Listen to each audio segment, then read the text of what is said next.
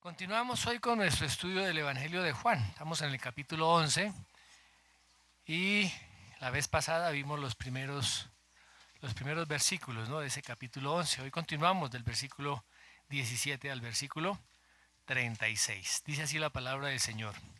Vino pues Jesús y halló que hacía ya 4 días que Lázaro estaba en el sepulcro. Betania estaba cerca de Jerusalén, como a 15 estadios, y muchos de los judíos habían venido a Marta y a María para consolarlas por su hermano. Entonces Marta, cuando oyó que Jesús venía, salió a encontrarle, pero María se quedó en casa. Y Marta dijo a Jesús: Señor, si hubieses estado aquí, mi hermano no habría muerto. Mas también sé ahora que todo lo que pidas a Dios, Dios te lo dará. Jesús le dijo: tu hermano resucitará. Marta le dijo: yo sé que resucitará en la resurrección, en el día postrero. Le dijo Jesús: yo soy la resurrección y la vida. El que cree en mí, aunque esté muerto, vivirá. Y todo aquel que vive y cree en mí, no morirá eternamente. ¿Crees esto? Le dijo: sí, Señor, yo he creído que tú eres el Cristo, el Hijo de Dios, que has venido al mundo. Habiendo dicho esto, fue y llamó a María su hermana, diciéndole en secreto: el Maestro está aquí y te llama. Ella, cuando lo oyó, se levantó de prisa y vino a él. Jesús todavía no había entrado en la aldea, sino que estaba en el lugar donde Marta le había encontrado. Entonces los judíos que estaban en la casa con ella y la consolaban, cuando vieron que María se había levantado de prisa y había salido, la siguieron diciendo: va al sepulcro a llorar allí. María, cuando llegó a donde estaba Jesús, al verle, se postró a sus pies, diciéndole: Señor, si hubieses estado aquí, no habría muerto mi hermano. Jesús, entonces, al verla llorando y a los judíos que la acompañaban también llorando, se estremeció en el espíritu y se conmovió y dijo: ¿dónde le pusisteis? Le dijeron: Señor, ven y ve. Jesús lloró. Dijeron entonces los judíos: mirad cómo le amaba.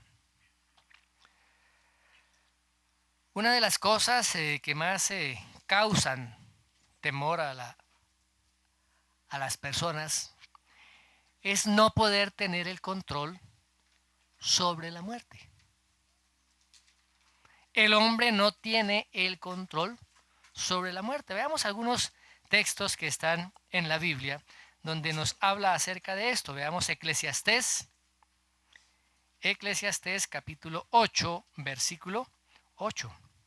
No hay hombre que tenga potestad sobre el espíritu para retener el espíritu, ni potestad sobre el día de la muerte.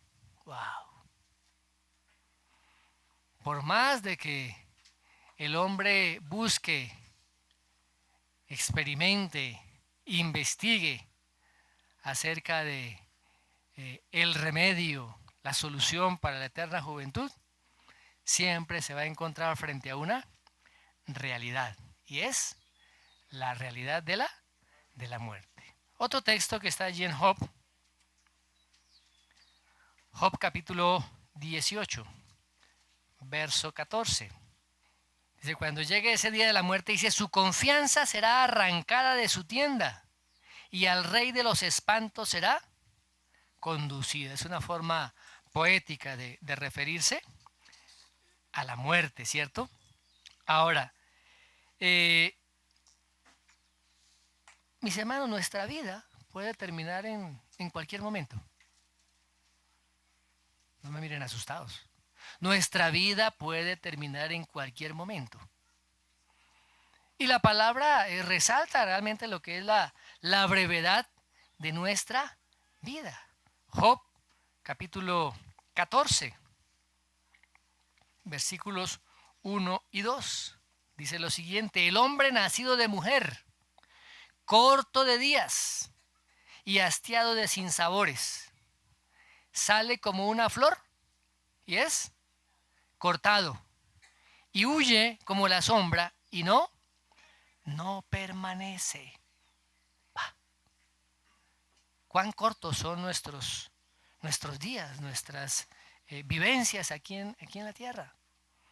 A veces pensamos cuando estamos jóvenes, no, pero si yo estoy en mis 15, en mis 20, todavía falta mucho camino por delante. Cuando esté más adelante recibiré al Señor, me interesaré por las cosas de Dios. ¿Quién le garantiza de que usted mañana está vivo? Tenemos frente a nosotros la realidad de la muerte. Miremos un salmo escrito por Moisés. El Salmo 90, versículo 10. Los días de nuestra edad son 70 años. Y si los más robustos son 80 años. Con todo su fortaleza es molestia y trabajo, porque pronto pasan y volamos. O sea que si usted está cerca de los 70, ahí está enlistado. Si está en los 80, dele gracias a Dios porque ya está viviendo más de los 70 que decían, porque hay robustez. Y si está viviendo más de los 80, por misericordia del Señor. ¿Sí? Es la pura misericordia del Señor. Ahora,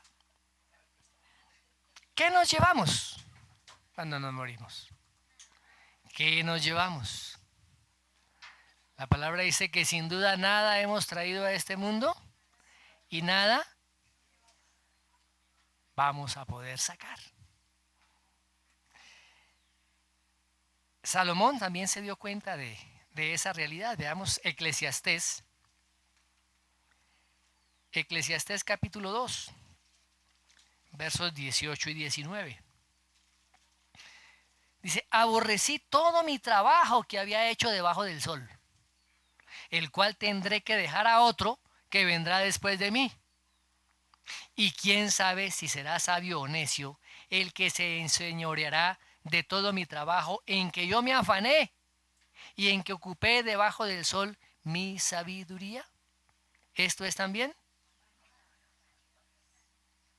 ¿Se da cuenta, hermano? Trabajamos como burros, hermanos. Trabajamos durísimo, 12, 15 horas al día. Parece que no nos alcanzaran las horas del día.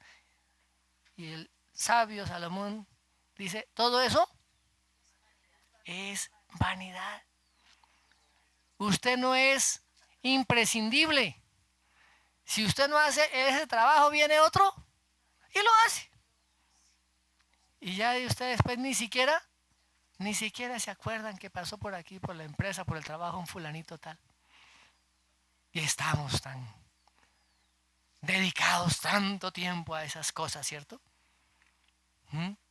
A las cosas terrenales.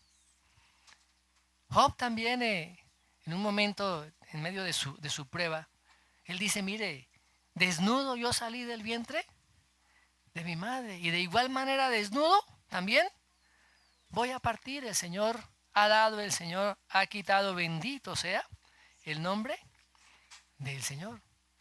Y el apóstol Pablo lo reafirma a su discípulo Timoteo allá en el capítulo 1, verso 7 del capítulo 6. Nada hemos traído a este mundo y sin duda nada podemos sacar.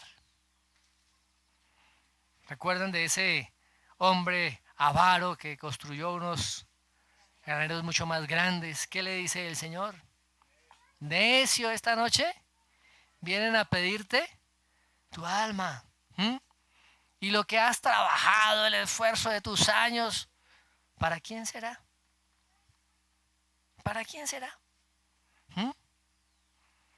Y como dije anteriormente, no hay coches fúnebres con trasteos. Nada nos podemos llevar. En un instante la muerte arrebata nuestra vida y todo lo que teníamos quedó aquí. Por todo aquello que nos preocupábamos tanto y trabajábamos tanto y nos esforzábamos tanto. Pero para aquellos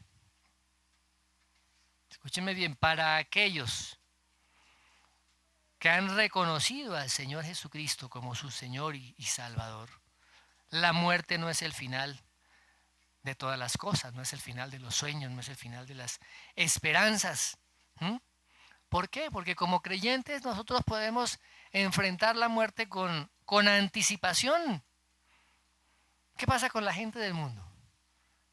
Está angustiada, está aterrada, ¿cierto? Y nosotros sabemos que el Señor Jesucristo ha conquistado la muerte. ¿Mm? Él lo acabamos de leer. Yo soy la resurrección y la vida. El que cree en mí, aunque esté muerto, vivirá, y todo aquel que vive y cree en mí, no morirá eternamente. Así que la muerte marca realmente el inicio para la vida verdadera, para esa vida en perfección, para esa vida en gloria, para esa vida donde va a ser una comunión perfecta con el Señor. ¿Mm? Y sabemos que todos los que hemos puesto nuestra fe en Él, seremos un día levantados. ¿Se acuerdan que en capítulo 6 el Señor dijo: yo a todos los que he recibido, yo los levantaré, yo los resucitaré? ¿Y qué pasará? Estaremos permanentemente viviendo en su presencia. Ahora, esta escena que nos narra aquí el apóstol Juan, pues demuestra de manera clara, de manera concisa, de manera vívida el poder del Señor Jesucristo sobre la muerte. ¿Mm? Recuerden que la vez pasada habíamos dicho que el Señor Jesucristo terminaba su ministerio público. Aquí está haciendo ya el milagro de la resurrección de Lázaro, pero para las personas que estaban más cerca a Él. Y las personas que estaban, todos los dolientes que estaban en este momento acompañando a estas hermanas en su dolor. ¿Mm? Y habíamos dicho también que una de las razones por las cuales el Señor hizo este milagro para sus discípulos era fortalecer su fe para los momentos que vendrían en la semana de la pasión. ¿Sí? Y demostró nuevamente de que el Señor Jesucristo era el Mesías, el Hijo de Dios. Y también Él estaba diciendo que se levantaría de los muertos, porque Él es la resurrección y la vida. Hoy tocamos la segunda escena. Recuerden que la vez pasada tocamos la primera escena, cómo se registra la enfermedad de Lázaro, el mensaje que las hermanas enviaron a Jesús. Y estos versículos del 17 al 36 pues están describiendo la llegada del Señor Jesucristo a Betania. Ya del versículo 37 al 44 nos narran en sí lo que es el milagro, y los versículos del 45 al 57 nos habla de las consecuencias de ese milagro. Muy bien. Así que en esta segunda escena el Señor Jesucristo llega a Betania, ¿cierto? A Betania. Miremos lo que dicen los primeros versículos del 17 al 19. Dice: vino pues Jesús y halló que hacía ya 4 días que Lázaro estaba en el sepulcro. Betania estaba cerca de Jerusalén, como a 15 estadios, y muchos de los judíos habían venido a Marta y a María para consolarlas por su hermano. Recuerden que el Señor Jesucristo se encontraba allá en la región de Perea, al otro lado del río Jordán, cerca del lugar donde Juan bautizaba. Y él viaja, viaja nuevamente, regresa hacia Judea, hacia específicamente Betania. Pero dice aquí la palabra que hacía ya 4 días que Lázaro estaba en el sepulcro, que ya había muerto. Y los judíos, según las tradiciones rabínicas, ellos creían que el espíritu de la persona que moría duraba 3 días rondando el cuerpo de la persona, ¿sí? Para a ver si nuevamente podía volver ese cuerpo a la vida.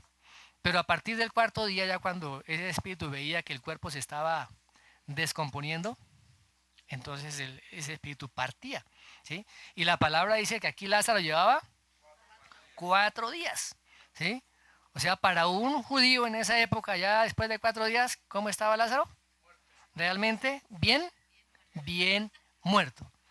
O sea, no había opción de que pudiera volver nuevamente a la vida porque ya habían pasado esos 3 días.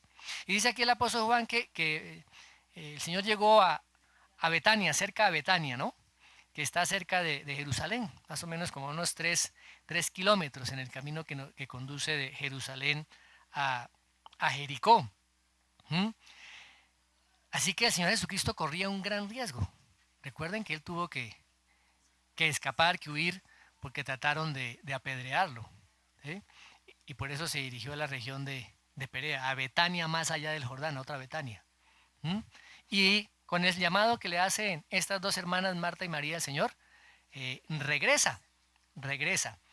Eh, ¿Qué más nos dice aquí la palabra? ¿Mm?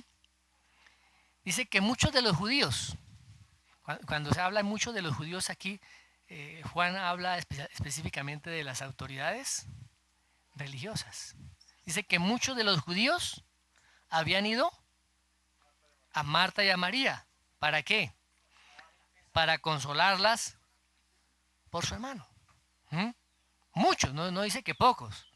Eso nos da un indicio de que la familia de Lázaro, junto con Marta y con María, pues era una familia prominente, tal vez una familia con buenos recursos económicos, como lo vamos a ver en el capítulo 12. Cómo María unge los pies del Señor Jesucristo con un perfume que era muy, muy costoso. ¿Mm? ¿Para qué estaban allí todos estos judíos, todos estos dolientes? Pues para consolar a las hermanas allí, para consolarlas, no solamente para darles el pésamo, consolarlas, ¿sí? Por su pérdida. ¿Mm? Pero desde la perspectiva de Dios, ¿para qué estarían todos estos judíos allí? Para ser testigos, ¿cierto? Para ser testigos, para presenciar ese milagro sorprendente que el Señor Jesucristo haría. La resurrección de Lázaro, que se haría de manera pública ante muchos de esos judíos hostiles y enemigos del Señor Jesucristo. ¿Mm? Y ante esa realidad y ante ese milagro, pues no podían negar lo que el Señor Jesucristo iba a hacer. Muy bien. Ahora, la costumbre en esa época era pues enterrar al muerto un día después de que fallecía, porque el clima cálido y como los judíos no embalsamaban, entonces el cuerpo comenzaba a descomponerse rápidamente. Y en el cortejo fúnebre, los hombres iban a un lado, las mujeres iban a otro lado en esa procesión del funeral. Y después de que hacían la ceremonia ya del entierro, lo dejaban en la sepultura, las mujeres regresaban al sepulcro nuevamente para comenzar un periodo de duelo. Ese periodo de duelo duraba 30 días, duraba un mes. ¿Mm? Donde la primera semana era la semana más intensa. Y muchos de esos dolientes que venían de Jerusalén acompañaban a las personas que habían perdido a su ser querido durante ese tiempo. ¿Mm? Por eso nos dice ahí por qué los judíos habían ido a consolar a Marta y a María. Y por esa razón, 4 días después de esa ceremonia fúnebre, ellos todavía se encontraban todavía allí. Muy bien. Miremos estas afirmaciones tan categóricas y tan importantes del Señor Jesucristo, verso 20 al 27. Entonces Marta, cuando oyó que Jesús venía, salió a encontrarle, pero María se quedó en casa. Y Marta dijo a Jesús: Señor, si hubieses estado aquí, mi hermano no habría muerto. Mas también sé ahora que todo lo que pidas a Dios, Dios te lo dará. Jesús le dijo: tu hermano resucitará. Marta le dijo: yo sé que resucitará en la resurrección en el día postrero. Le dijo Jesús: yo soy la resurrección y la vida. El que cree en mí, aunque esté muerto, vivirá. Y todo aquel que vive y cree en mí, no morirá eternamente. ¿Crees esto? Le dijo: sí, Señor, yo he creído que tú eres el Cristo, el Hijo de Dios, el que ha venido al mundo. ¿Qué hizo Marta cuando supo que el Señor Jesucristo llegaba? Dice la palabra que salió a encontrarle. ¿Quién? Marta. ¿Y dónde estaba María? María dice que se quedó en casa. Fijémonos que esta narración también está de acuerdo con la narración de Lucas. Lucas capítulo 10, versos 38 al 42, donde dice que Marta estaba afanada, sirviendo y haciendo muchas cosas, ¿no? Parece que Marta era bastante activa en sus quehaceres diarios y María más bien era como calmada, como callada, como analítica. Ella se sentó, dice que a los pies del Señor Jesucristo para oír su palabra. ¿Mm? Ahora, de acuerdo a las costumbres judías, las personas o los familiares de la persona que había fallecido se quedaban quietos, se quedaban normalmente sentados mientras todos los dolientes consolaban a estas personas. Pero de acuerdo a la personalidad de Marta, parece que tiene una personalidad fuerte. ¿Qué hizo Marta? Ella no se quedó quietica, viene el maestro y salió al encuentro del Señor Jesucristo cuando supo que Él se acercaba. ¿Mm? Ahora, cuando lo encuentra, ¿qué le dice? Señor, si hubieses estado aquí, mi hermano no habría muerto. Ahora, tenía su corazón dolido por la pérdida de su hermano, pero ahí no estaba queriendo exhortar al Señor ¿Mm? No, no, nada de eso, mis hermanos. No estaba reprendiendo al Señor por no haber evitado la muerte de Lázaro, ¿cierto? Sino que ella sabía que Lázaro iba a resucitar, ¿sí? Y María le dice, más también sé ahora que todo lo que pidas, Marta, perdón, todo lo que pidas a Dios, Dios te lo dará. ¿Mm? O sea, ella tenía una confianza plena en el Señor Jesucristo para resucitar a su hermano. ¿Mm? Pero no en ese momento. ¿Mm? Cuando el Señor Jesucristo le dice, tu hermano resucitará, ¿qué le responde Marta? Sí, yo sé. Él va a resucitar en la resurrección, en el día postrero. El Antiguo Testamento, mis hermanos, enseña acerca de la resurrección. Recuerden que los saduceos, ellos no creían en la resurrección, mas los fariseos sí creían en la resurrección. Miremos lo que dice Job 19, versos 25 al 27. Dice, yo sé que mi Redentor vive y al fin se levantará sobre el polvo, y después de deshecha esta mi piel, en mi carne he de ver a Dios, al cual veré por mí mismo, y mis ojos lo verán y no otro, aunque mi corazón desfallece dentro de mí. Mis ojos, nuestros ojos van a ver al Señor. ¿Cuándo? Cuando seamos resucitados. El salmo que leímos esta mañana, Salmo 16, versículo 10. Porque no dejarás mi alma en el Seol, ni permitirás que tu santo vea corrupción. Qué promesas tan hermosas, ¿no? ¿Mm?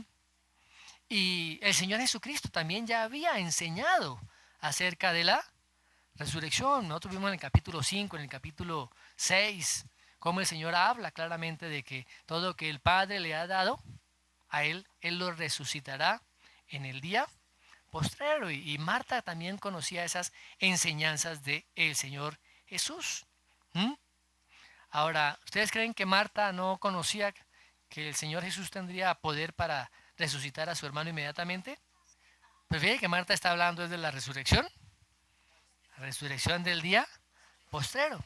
Pero el Señor la llama, le hace una reconveniencia a confiar en Él. Y mire esas declaraciones contundentes que el Señor hace. El que cree en mí, aunque esté muerto, vivirá. Y todo aquel que vive y cree en mí, no morirá eternamente. Pero fíjese que lo que el Señor le dice antes de esto. ¿sí? Que es la cuarta, la cuarta afirmación que habla en Juan del yo soy, perdón, la quinta. Recuerden cuál fue la primera. Yo soy el pan de vida, yo soy la luz del mundo, yo soy la puerta de las ovejas, yo soy el buen pastor, aquí yo soy la resurrección y la vida. Más adelante él va a decir yo soy el camino, la verdad y la vida. Y la última afirmación del yo soy que se encuentra en Juan, yo soy la vid verdadera. Aquí es la quinta afirmación, yo soy la resurrección y la vida. Marta estaba enfocada en la resurrección futura. Pero el Señor Jesucristo, frente a ti está la resurrección y la vida. Y lo reafirma. El que cree en mí, aunque esté muerto, vivirá. Vivirá. No morirá eternamente. Espiritualmente no va a morir la persona que ha confiado en Él. ¿Por qué? Porque tiene vida eterna. La muerte física, mis amados hermanos, no puede anular o no puede matar la vida eterna. El Señor Jesucristo conquistó la muerte. Por eso Pablo podía hacer esa exclamación allí a los Corintios en el capítulo 15, verso 55. ¿Dónde está, oh muerte, tu aguijón? ¿Dónde está, oh sepulcro, tu victoria? Tenemos vida. Vida. Aunque nuestro cuerpo físico pueda desaparecer, pueda morir, en el Señor tenemos vida eterna. Y el Señor Jesús le hace una pregunta bien interesante a Marta. ¿Qué le pregunta? Marta, Marta, ¿tú crees esto?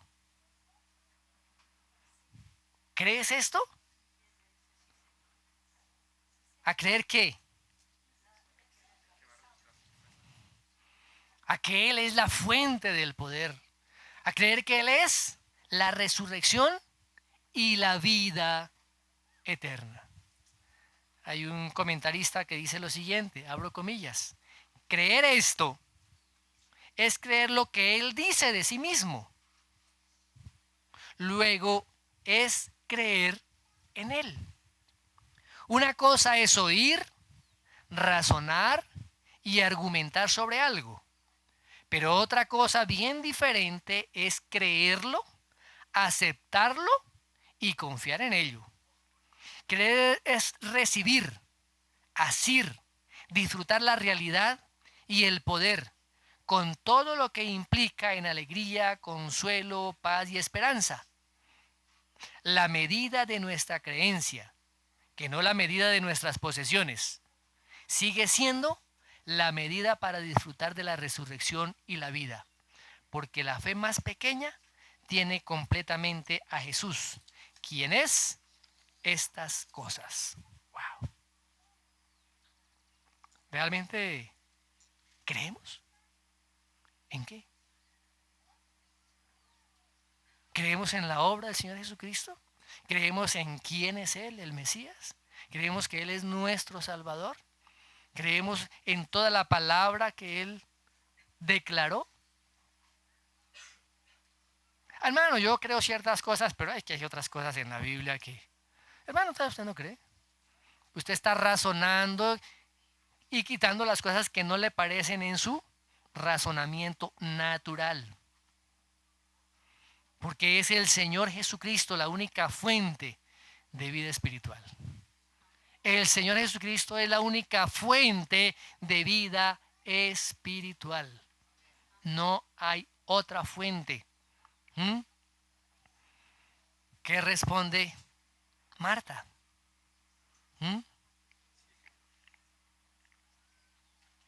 Creo. Recuerden cuál era el propósito del Evangelio, lo vimos al principio. ¿Cuál era el propósito del Evangelio? Que Juan lo menciona al final de su Evangelio. Dice, estas cosas se han escrito para que creáis que Jesús es el Cristo, el Hijo de Dios, y para que creyendo tengáis vida en su nombre. Fíjense que aquí Marta hace 3 afirmaciones también categóricas. ¿Cuáles son? Tú eres el Cristo. Tú eres el Cristo. Número 2, tú eres el Hijo de Dios. Y tú eres quien ha venido al mundo, ese libertador, ese Mesías enviado por Dios. Wow. Continuemos, versículos 28 al 36. Dice, habiendo dicho esto, fue y llamó a su hermana, diciéndole en secreto, el maestro está aquí y te llama. Ella, cuando lo oyó, se levantó deprisa y vino a él. Jesús todavía no había entrado en la aldea, sino que estaba en el lugar donde Marta le había encontrado. Entonces los judíos que estaban en la casa con ella y la consolaban, cuando vieron que María se había levantado deprisa y había salido, la siguieron diciendo, va al sepulcro a llorar allí. María, cuando llegó a donde Jesús estaba, al verle se postró a sus pies diciéndole, Señor, si hubieses estado aquí no habría muerto mi hermano. Jesús entonces, al verla llorando y a los judíos que la acompañaban también llorando, se estremeció en su espíritu y se conmovió y dijo, ¿dónde le pusisteis? Le dijeron, Señor, ven y ve. Jesús lloró.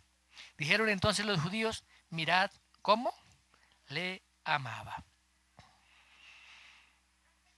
Jesús, afirmando la fe de Marta, manda llamar a su hermana, a María. Parece que se lo dijo en secreto. Y le dice, el maestro está aquí y te está llamando. ¿Dónde estaba María? Todavía estaba en la casa recibiendo las palabras de consuelo y de ánimo de los dolientes, ¿no? Ahora, ella hace algo que normalmente no hacía. ¿Qué hizo? Cuando oyó, salió deprisa a encontrarse con el Señor Jesucristo. ¿Sí? Y dice que el Señor Jesús todavía se encontraba fuera de la aldea, en el sitio donde se había encontrado con Marta.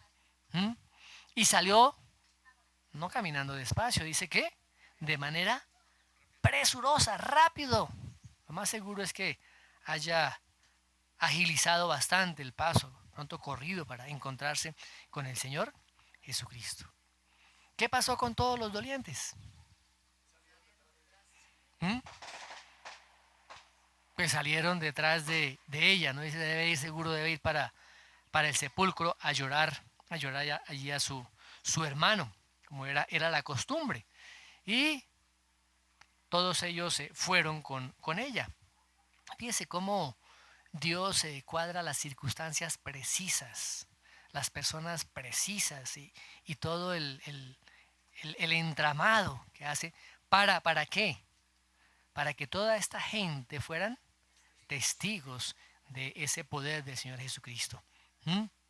Bueno, vemos que María aquí tiene una actitud bastante emocional. ¿Qué hizo María cuando llega a la presencia del Señor Jesucristo? Se postra. Imagínense ustedes esa escena. Imagínense por un momento. ¿Sí? Por un momento. El Señor Jesús está allí con sus discípulos después de que habla con Marta y manda a llamar a su hermana María, y llega María corriendo y se postra a los pies del Señor Jesucristo. ¿Cómo estaría? ¿Contenta? Llorando, ¿cierto? Llorando, lamentando la pérdida de su hermano, y le dice, Señor, si hubieses estado aquí, ¿no habría muerto mi hermano? Estaba manifestando la pena que había en el corazón de ella. Una escena de pena, una escena de dolor. Y María no era la única que estaba llorando. ¿Qué dice la palabra?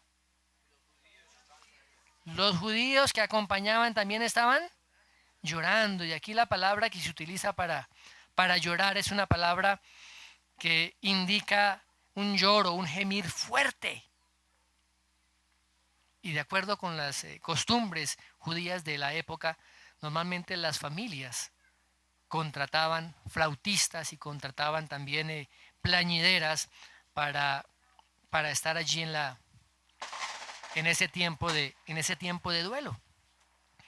Y como la familia de Lázaro probablemente era una familia pudiente, es posible de que tuvieran bastantes flautistas y bastantes también plañideras. Y la misión de ellas era eso, era gritar, era gemir, era llorar ante esta situación. ¿Qué sigue diciendo la palabra? El Señor Jesucristo se estremeció en espíritu y se conmovió. ¿Mm? Aquí la palabra estremecerse literalmente significa resoplar como un caballo. Se estremeció, ¿sí? Se estremeció, dice la palabra, en su espíritu. ¿Mm? Y no solamente ese estremecimiento, sino también demuestra ira, enfado o indignación. Y parece que el Señor Jesucristo se enfadó. Fue por la dolorosa realidad del pecado, mis amados, y de la muerte. Y al ver a estas personas que estaban, todos los dolientes, que estaban actuando como paganos, no tenían esperanza. Miremos lo que dice el apóstol Pablo en su primera carta a los tesalonicenses, en el 4:13. Tampoco queremos, hermanos, que ignoréis acerca de los que duermen. ¿Quiénes son los que duermen? Los muertos. Para que no os entristezcáis como los otros que no tienen esperanza. Los que no han confiado en el Señor Jesucristo, ¿qué esperanza tienen? Por eso es que uno ve a veces en los funerales allá todo el mundo trepado encima del cajón del muerto, llorando y gimiendo y gritando. ¿Y ahora qué voy a hacer? ¿Ah? Porque no hay en esas personas ninguna esperanza. No hay ninguna esperanza. ¿Nosotros tenemos esperanza? Claro. La muerte para nosotros es la entrada a la vida eterna, a la comunión plena con el Señor Jesucristo. Muy bien. Ahora, ¿qué dice el Señor Jesús? Él pregunta, ¿dónde? ¿Dónde le pusieron? Y lo llevaron allí al lugar donde se encontraba la tumba del Señor. Le dijeron, Señor, ven y ve. Ahora, ¿le dijeron quiénes? Pues parecen que los que estaban ahí que conocían al Señor Jesucristo, no los enemigos, porque fíjese que ellos dijeron, Señor, ven y ve. Y aquí nos encontramos frente al versículo más corto de la Biblia. Dice que el Señor Jesucristo lloró. Pero no es la misma palabra que se utiliza en griego para decir que María y los dolientes estaban llorando. No es ese tipo de lloro. ¿Por qué se generaba ese tipo de lloro en el Señor Jesús?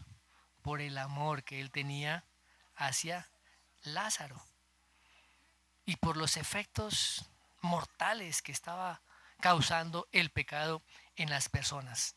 Fíjese cómo se enfatiza la humanidad del Señor Jesucristo. Como dice el profeta Isaías, ahí en el capítulo 53, verso 3, varón de dolores, experimentado en quebranto.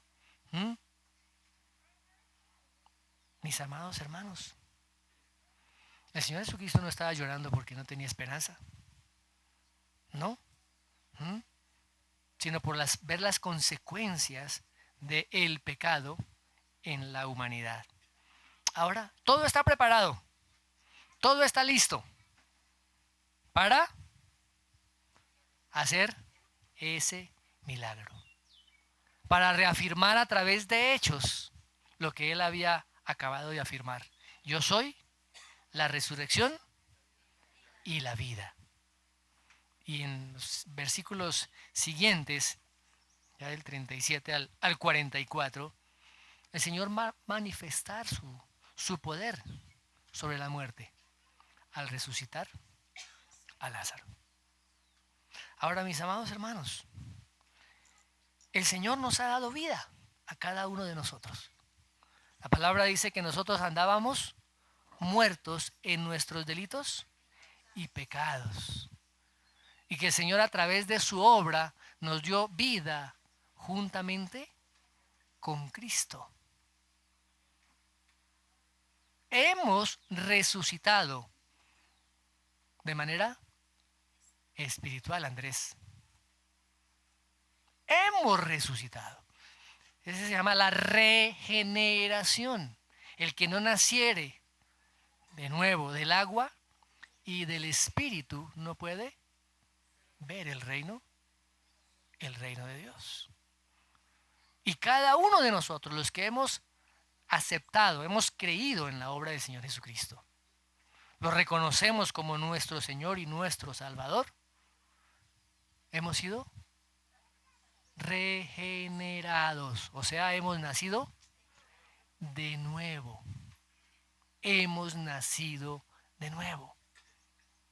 Él nos ha dado vida. Él nos ha dado vida.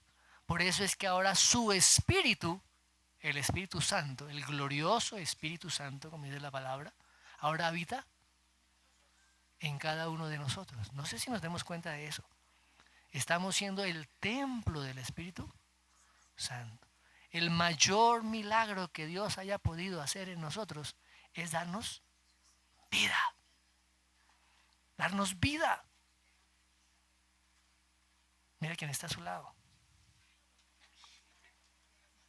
Él es una persona que tiene vida. Si realmente ha creído en que el Señor Jesucristo es la resurrección y la vida. Los que no tienen esperanza. No tienen esperanza. Pero nosotros como hijos de Dios lo sabemos. Hemos creído y vivimos de acuerdo a esa creencia, a las palabras que el Señor Jesucristo dijo. Yo soy la resurrección y la vida. El que cree en mí, aunque esté muerto, vivirá. ¿Y qué más sigue diciendo? Y todo aquel que vive y cree en mí, no morirá eternamente. Qué palabras, qué afirmaciones tan gloriosas. Y qué esperanza tan maravillosa que podemos tener cada uno de nosotros. Así que todos y cada uno de nosotros estamos esperando con gozo y alegría el día de nuestra graduación.